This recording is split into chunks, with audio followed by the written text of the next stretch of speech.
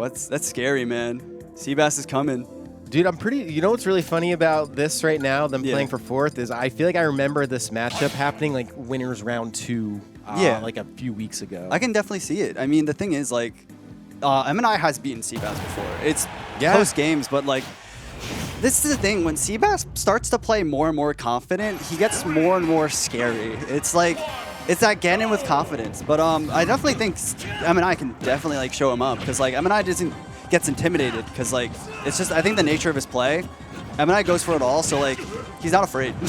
No, you're right. And, I was praising this kind of mindset earlier. Is I think that gives you such like an edge as a player if you sort of play fearless like that. Especially if you're playing someone with, like, the Ragnar, big, huge sword like Ike. So, yeah, I've seen them play before. I think the set that I saw, SeaBass ended up kind of winning somewhat handily. But as you can see, MNI, he's loser semis. He made it here not by accident. Yeah, and he seems very much in control in this match right now. Yeah, he's kind of moving right now. I think this is going to be very big for MNI because MNI is trying to, like, get really better. So, like, this is a big win for him if he can get it. Dude, this is honestly a huge win for him. SeaBass is actually top 3 this tournament already. Yeah. Even with, some of the bigger names in it. So it's like he's kind of a proven entity. I feel like, you hate to miss those texts. Yeah, I mean, I feel like, it happens. We got Alberto on the mic. Hey, Sean, just want to say congratulations on getting PR. Too bad you played Schultz plus your cringe plus L plus ratio. Peace out, bro. Of course. Enjoy your time with John. Well, thanks. You see what they do to me? You really. I think I try to be nice to my community. I should be toxic. I really should. Oh, thank you, Chris. But this match, it's so tight right now. I mean, SeaBass really brought this back from.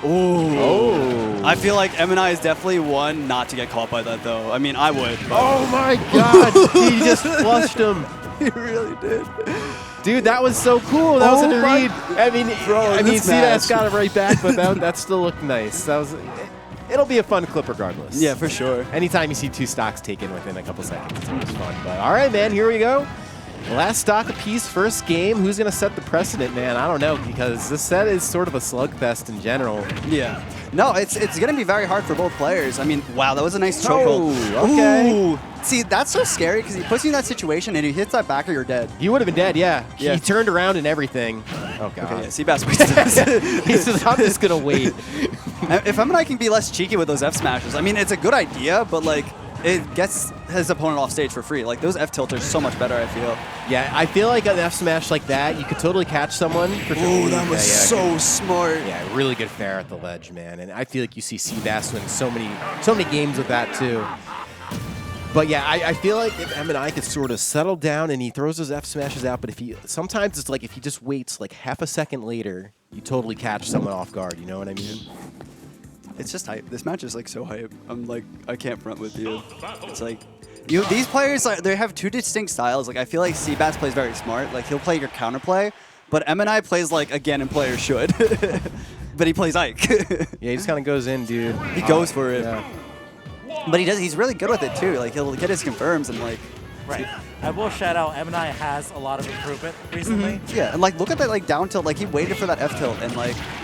I mean, those uppies, sometimes they're kind of sus, but, like, Nintendo messed up when they buffed that uppie. They really did. Dude, that is literally a cannon move. That move, like, destroys you in Radiant Dawn. Yeah. It deserves it. Ike deserves it. He needs it, actually. He actually does. He does need it. I really want SeaBass to start reading his DI in, because, like, he's been DIing in a lot. I mean, DIing out to, like, the ledge. Like, and it's good to DI out, but, like, if he catches his DI out, like, I mean, I could die really, really early. Like, let's see if he actually catches DI out this time, if he gets chokehold. Oh, wait a second. I'm surprised no up smash. Yeah, that was a little bit of a, I don't know if that was a flub, but it led to a stock. In any case, he kind of just let him have it for free. For sure. Oh, he's swinging. He is swinging. Oh, man. You know, Ike's recovery really has gotten so much better. They do that to people. That's so funny. They both up smash people at ledge, and it works. We're might see a nice conversion here. I don't know from whom now, though. I'd say this is actually, I got to be honest with you. Wow, that was a really good parry. You know what? The thing I was going to say, null and void, because I was going to say I'm a little nervous if I'm MNI because SeaBass is usually so good in ledge trap positions. Yeah. But I don't know, man. SeaBass kind of just came back. Oh, I'm sorry. MNI just kind of came back to stage. Not a whole lot. No, he's mixing up a lot of his options at ledge. Oh. Right. Oh, but he got that shield poke. I was thinking if he held shield, he could have got that. I definitely feel that Ike has an easier time getting back to stage compared to other games. No, I agree with that because the thing is, like, his side B, like, it has like no end lag now, and like, for sure, it's impossible to punish it almost.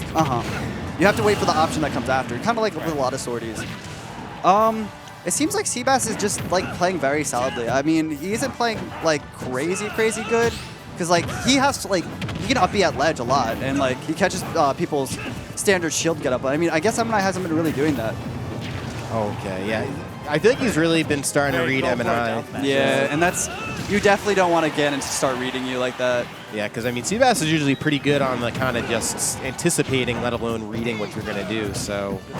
Yeah, that was, see, catching that up B. He has to start being very careful with those up Bs, or he's going to start getting that timing.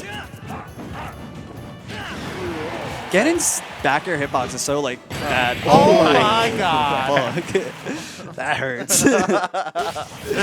Wow, great down air from SeaBass here. Very solid down air. He Just just, situational awareness there. I feel like it's so scary to fight Ganon because they'll just go for reverse edge guard sometimes. Sure. Like, that down air is so. I've died to 0 at it. Who hasn't? have you played SeaBass? Yes or no? There's your answer. Yeah, there you go. All right, I'm gonna go get food later. All right, later, bro. See ya. And then there was 2. Yeah, man, we'll get back to it here. So, game 3, but, you know, 1 game away from MNI getting knocked out here. And SeaBass is potentially getting his, you know, this will be his 2nd time, I believe, in top 3, provided he get past this. But looking pretty good for your local Ganon mains, man. Don't give up on him yet, I guess, right? The thing is, like, I think SeaBass is, like, so carried. I'm not carried by Ganon, but by character knowledge. Like, he just understands Ganon's strengths, and, like, if you play a character he's familiar with, he knows their weaknesses. Like, very in and out. Yeah, I sort of just get the sense that SeaBass is generally just like a smart person. Yeah. You know what I mean? And I think that goes a long way, especially when you are using something of a read character where you're either conditioning someone or you're adjusting to someone. Yeah. Because once you figure those things out, which are not easy to figure out, it's just a matter of landing the big moves and, like you said, the character knowledge. So knowing when you can do them. And I honestly don't think he's a very cheesy Ganon, and that's kind of to his detriment too, because like at the major level, like the more cheese you have, the better things can go. Yeah, it's good to know those things because they do bail you out, but a lot of the bread and butters really do work for SeaBass because he's kind of a good player.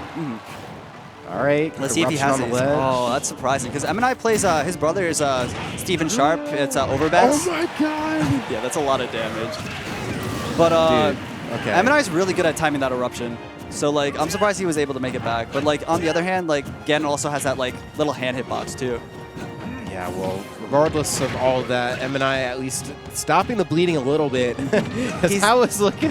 Definitely got to play a little bit more careful. I mean... Oh, see, like, even, like, that backer, and, like, if he got hit by that, he was dead. And SeaBass is really just waiting out these Aethers out. Oh, a little bit of a... I don't know if that was a clank or if it canceled at the same time. I don't know, whatever. In any case, honestly, dude, I mean, there are that was ways. Really smart from him, though. MNI has definitely turned this around, actually, as I'm, like, looking at this. Yeah, he is. He's slowly picking up steam, and if he can get this stock, I think this is actually doable. But it's going to be really down if he gets the stock or not, you know? Yeah, I think you're exactly on it, and wow, of all things to kill. The thing is, a lot of people don't know about Ganon's range, like, and to Ganon's strength. All right. Because, like, he can parry down to a lot of, like, big, long ranges. So, like, I wouldn't be surprised if him versus Sephiroth wasn't that bad. Oh, yeah, dude. I mean, that was... That's a typical really Ganon setup. Like, you use up all their options. He's just like, wait, what just happened? I wasn't. When I saw that, like, F-tilt and I saw him use that jump, I was like, oh, no, it's time. Yeah, we've seen a couple stocks end really quickly like that. Actually, in that set, I think there was 3 of them that sort of just someone runs off and dares and kind of catches the other one off guard. So, anyways, I know it was a 3-0, but I had a good time watching that set. Really it was a good set. With it. I mean, that game 1 was really close, but I think if he just plays a little bit more careful and like less read heavy, like just kind of space Ganon out. And it's kind of hard because you don't have a projectile, so you can't really run away and spam projectiles against Ganon. But it's like you really have to make sure to not let Ganon get anything started. Yeah, sort of get your pokes in and make sure he's in a position where he knows you're not going to do anything. Again, it's a big mental game, not even just for Ganon, but for Ike too. I mean, he's sort of a similar archetype, just a little bit more flexibility in the moveset. Maybe. Yeah.